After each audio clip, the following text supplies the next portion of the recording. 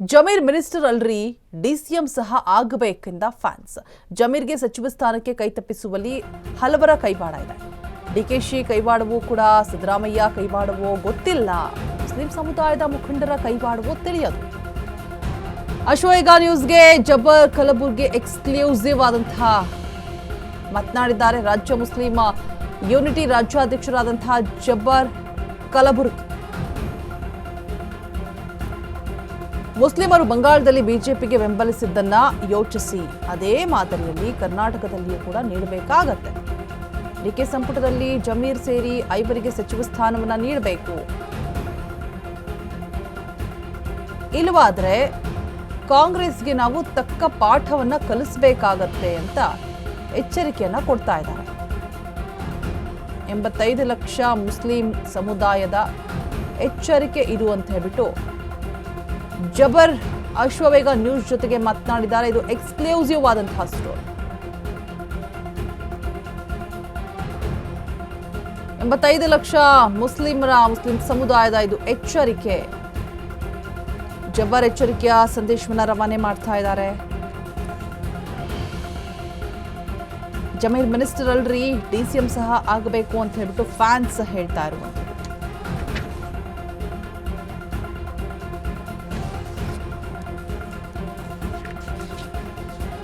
ಡಿಕೆಶಿ ಕೈವಾಡ ಇದೆಯಾ ಅಥವಾ ಸಿದ್ದರಾಮಯ್ಯ ಕೈವಾಡ ಇದೆಯಾ, ಮುಸ್ಲಿಂ ಸಮುದಾಯದ ಮುಖಂಡರ ಕೈವಾಡ ಇದೆಯಾ, ಏನು ಗೊತ್ತಾಗ್ತಾ ಇಲ್ಲ.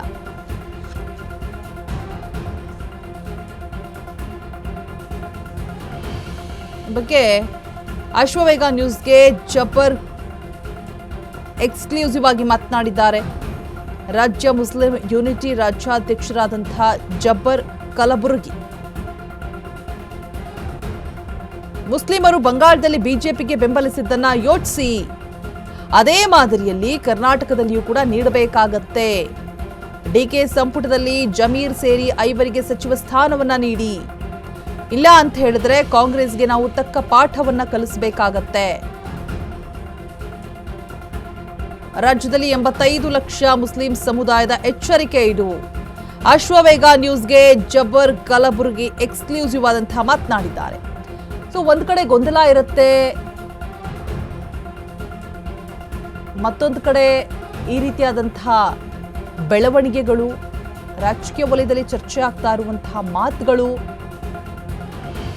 ಯಾರ ಕುತಂತ್ರ ಕೈವಾಡ ಇದೆ ಅಂತ ಹೇಳಿದಾಗ ಒಂದಷ್ಟು ಜನರ ಹೆಸರುಗಳು ತೆಗೆದುಕೊಂಡು ಮಾತನಾಡಿದಂತಹ ಸಂದರ್ಭದಲ್ಲಿ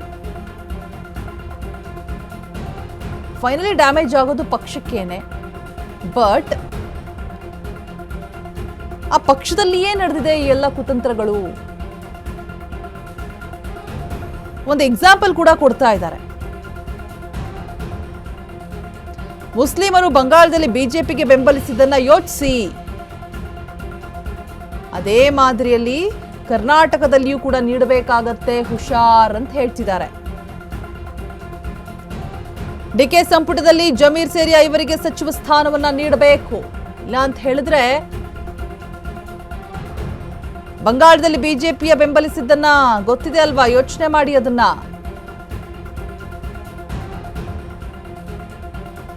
ತಕ್ಕ ಪಾಠವನ್ನ ಕಲಿಸ್ತೀವಿ ನಾವು ಕಾಂಗ್ರೆಸ್ಗೆ. 85 ಲಕ್ಷ ಮುಸ್ಲಿಂ ಸಮುದಾಯದ ಎಚ್ಚರಿಕೆ ಇದು ಅಂತ ಹೇಳ್ಬಿಟ್ಟು ಅಶ್ವವೇಗ ನ್ಯೂಸ್ಗೆ ಜಬ್ಬರ್ ಕಲಬುರ್ಗಿ ರಿಯಾಕ್ಟ್ ಮಾಡಿದ್ದಾರೆ. ಇದರಲ್ಲಿ ಯಾರ ಕೈವಾಡ ಇದೆ ಅನ್ನುವಂಥದ್ದು ಗೊತ್ತಿಲ್ಲ. ಡಿಕೆಶಿದಿದೆಯೋ, ಸಿದ್ದರಾಮಯ್ಯದವ್ರದಿದೆಯೋ, ಅಥವಾ ಮುಸ್ಲಿಂ ಮುಖಂಡರುಗಳದಿದೆಯೋ, ಏನೇ ಆಗಿರ್ಬೋದು. ಬಟ್ 5 ಜನರಿಗೆ ಸಚಿವ ಸ್ಥಾನವನ್ನ ನೀಡಬೇಕು. ಇಲ್ಲ ಅಂತ ಹೇಳಿದ್ರೆ ತಕ್ಕ ಪಾಠವನ್ನ ಕಲಿಸೋದಕ್ಕೆ ನಾವು ಮುಂದಾಗ್ತೀವಿ ಅಂತ ಹೇಳ್ಬಿಟ್ಟು ಎಚ್ಚರಿಕೆ ಸಂದೇಶವನ್ನ ರವಾನೆ ಮಾಡ್ತಾ ಇದ್ದಾರೆ.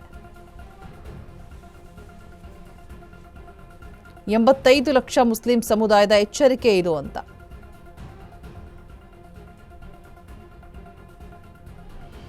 ಡಿ.ಕೆ. ಶಿವಕುಮಾರ್ ಅವರ ಸಚಿವ ಸಂಪುಟದಲ್ಲಿ ಏನು 14 ಜನ ಪ್ರಮಾಣ ವಚನ ಸ್ವೀಕಾರ ಮಾಡಿದ್ದಾರೆ. ಅದರಲ್ಲಿ ಓರ್ವ ಮುಸ್ಲಿಂ ಮುಖಂಡರಿಗೆ ಏನೋ ಒಂದು ಸಚಿವ ಸ್ಥಾನ ನೀಡಲಾಗಿದೆ. ಈಗ ಏನು ರಾಜ್ಯ ಮುಸ್ಲಿಂ ಮುಖಂಡರ ಪ್ರಮುಖ ಬೇಡಿಕೆ ಅಂದ್ರೆ ಸುಮಾರು 4 ರಿಂದ 5 ಜನರಿಗೆ ಸಚಿವ ಸ್ಥಾನ ನೀಡಬೇಕಂತ ಒತ್ತಾಯ ಆಗಿದೆ. ಈ ಬಗ್ಗೆ ಮಾತನಾಡಲಿಕ್ಕೆ ನಮ್ಮ ಜೊತೆ ರಾಜ್ಯ ಮುಸ್ಲಿಂ ಏನು ಯೂನಿಟಿ ಇದೆ, ಆ ಯೂನಿಟಿಯ ರಾಜ್ಯಾಧ್ಯಕ್ಷರಾಗಿರುವಂತ ಜಬ್ಬರ್ ಕಲಬುರ್ಗಿ ಅವರು ಇದ್ದಾರೆ. ಯಾಕೆ ಇವರು ಮುಸ್ಲಿಂ ಜನಾಂಗದವರಿಗೆ ಹೆಚ್ಚು ಆದ್ಯತೆ ನೀಡಬೇಕು, ಕಾಂಗ್ರೆಸ್ ಪಕ್ಷದಲ್ಲಿ ಏನೆಲ್ಲ ಇವರು ಕೆಲಸ ಮಾಡಿದ್ದಾರೆ ಅಂತ ನಾವು ಕೇಳಕ ಒಂದು ಪ್ರಯತ್ನ ಮಾಡೋಣ. ಸರ್, ಈಗಾಗಲೇ ಹೊಸದಾಗಿ ಮುಖ್ಯಮಂತ್ರಿ ಡಿ.ಕೆ. ಶಿವಕುಮಾರ್ ಒಂದು ಆಯ್ಕೆ ಆದರು, ಜೊತೆಗೆ ಸಚಿವ ಸಂಪುಟ ಸ್ಥಾನ ಮುಗಿತ್ತು. ಈ ಎರಡನೇ ಪಟ್ಟಿಯನ್ನು ಸಾಧ್ಯತೆ ಇದೆ. ಒಂದನೇ ಪಟ್ಟಿಯಲ್ಲಿ ಈಗಾಗಲೇ ಯುಟಿ ಖಾದರ್ ಕೊಟ್ಟಿದ್ದಾರೆ. ಮತ್ತೆ ನೀವು ಇಷ್ಟಾದರೂ ಏನು ಜಮೀರ್ ಅಹ್ಮದ್ ಅವರು ಕೊಡಬೇಕಂತ ಒಂದು ಆಗ್ರಹ ಮಾಡ್ತಿದ್ದೀರಿ. ಯಾಕೆ ಜಮೀರ್ ಅಹ್ಮದ್ ಅವರು ಕೊಡಬೇಕಂತ ಏನು ವಿಷಯ?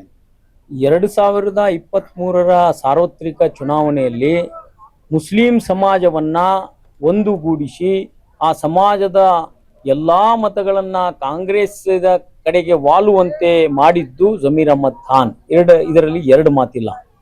ಅವರು ಈ ರಾಜ್ಯದ ಮುಸ್ಲಿಮರ ಪ್ರಶ್ನಾತೀತ ನಾಯಕರು. ಅವ್ರು ಯಾರು ಪ್ರಶ್ನೆ ಮಾಡಲ್ಲ, ಅವ್ರು ನಮ್ಮ ನಾಯಕ. ಹೀಗಾಗಿ ಯಾವುದೇ ಕಾರಣಕ್ಕೂ ಅವರಿಗೆ ಆಗುವಂತ ಅವಮಾನ ಈ ರಾಜ್ಯದ ಮುಸ್ಲಿಮರು ಸಹಿಸೋದಿಲ್ಲ. ಈ ರಾಜ್ಯದ ಮುಸ್ಲಿಮರಿಗೆ ಅವರೇ ಏಕೈಕ ನಾಯಕರು. ಹೀಗಾಗಿ ಅವರನ್ನ ಗೌರವದಿಂದ ಕಾಣಬೇಕಾಗಿತ್ತು ಇವತ್ತು ಕಾಂಗ್ರೆಸ್ ಪಕ್ಷ. ಯಾಕಂದ್ರೆ 132 ಸೀಟ್ಗಳನ್ನ ಗೆಲ್ಲಿಕ್ಕೆ ಕಾರಣೀಭೂತರಾಗಿರ್ತಕ್ಕಂಥ ಜಮೀರ್ ಅಹ್ಮದ್ ಖಾನ್ ರವರನ್ನ ಇಷ್ಟು ಕನಿಷ್ಠವಾಗಿ ನಡೆಸ್ಕೋತಾರ ಅನ್ನುವಂಥದ್ದು ಯಾರೂ ಕನಸು ಮನಸ್ಸಿನಲ್ಲೂ ಕಂಡಿರಲಿಲ್ಲ. ಆದರೆ ಡಿ.ಕೆ. ಶಿವಕುಮಾರ್ ಅವರ ಸಂಪುಟದಲ್ಲಿ ಅವರನ್ನ ಕಡೆಗಣಿಸಿದ್ದು ಬಹಳಷ್ಟು ಆಕ್ರೋಶಕ್ಕೆ ಕಾರಣ ಆಗಿದೆ. ಸಾಕಷ್ಟು ಮುಸಲ್ಮಾನರ ಮನಸ್ಸಿಗೂ ನೋವಾಗಿದೆ. ಇದರ ಪ್ರತಿಫಲ ಇವತ್ತು ಕಾಂಗ್ರೆಸ್ಸಿಗೆ ನಾವು ತೋರಿಸಬೇಕು ಅನ್ನುವಂತ ಒಂದು ನಿಟ್ಟಿನಲ್ಲಿ ಇವತ್ತು ಈ ಒಂದು ಹೋರಾಟವನ್ನು ಆರಂಭ ಮಾಡಿದ್ದೇವೆ. ಡಿ.ಕೆ. ಶಿವಕುಮಾರ್ ತಮ್ಮ ಮೊದಲನೇ ಏನು 14 ಜನ ಮಾಡಿದ್ದಾರೆ, ಆ ಸ್ಥಳದಲ್ಲಿ ಯುಟಿ ಖಾದರ್ ಕೊಟ್ಟಿದ್ದಾರೆ. ಜೊತೆಗೆ ಏನು ಇವರು ಯಾರು ಶೇಟ್ ಅವ್ರು ಬರ್ತಾ ಇದ್ದಾರೆ, ನೆಕ್ಸ್ಟ್ ಅವ್ರಿಗೂ ಕೊಡ್ತೀನಿ ಅಂತ ಹೇಳಿದ್ದಾರೆ. ಇದ್ರ ಬಗ್ಗೆ ಮತ್ತೆ ನಿಮ್ಗೆ ಅಷ್ಟಾದ್ರೂ ನಿಮ್ಗೆ ಸಮಾಧಾನ ಇಲ್ಲ ಅನ್ಸುತ್ತೆ? ಯಾಕೆ ನಾವು ಸಮಾಧಾನಗೊಳ್ಬೇಕು? 40% ಮತ ಹಾಕುವಂತ ಇವತ್ತು ಲಿಂಗಾಯತರಾಗಿರ್ಬೋದು, ಕುರುಬರಾಗಿರ್ಬೋದು, ಒಕ್ಕಲಿಗರಾಗಿರ್ಬೋದು, ಅವ್ರು ಎಲ್ಲಾ ಪಕ್ಷಗಳಲ್ಲಿ ಹಂಚುಗಿದ್ದಾರೆ. ಅವರ ಮತಗಳು ಛಿದ್ರ ಆಗಿ ಹೋಗ್ತಾವ್, ಬಿಜೆಪಿಗೂ ಹೋಗ್ತಾವ್, JDS-ಗೂ ಹೋಗ್ತಾವ್, ಕಾಂಗ್ರೆಸ್ಗೂ ಹೋಗ್ತಾವ್. ನಾವು ಒಂದೇ ಕಡೆ ಮತದಾನ ಮಾಡುವಂತ ಮುಸ್ಲಿಂ ಸಮಾಜಕ್ಕೆ ಪ್ರಾತಿನಿಧ್ಯ ಕೇಳಿದಾಗ ಇವ್ರಿಗೆ ಯಾಕೆ ನೋವಾಗ್ತದ?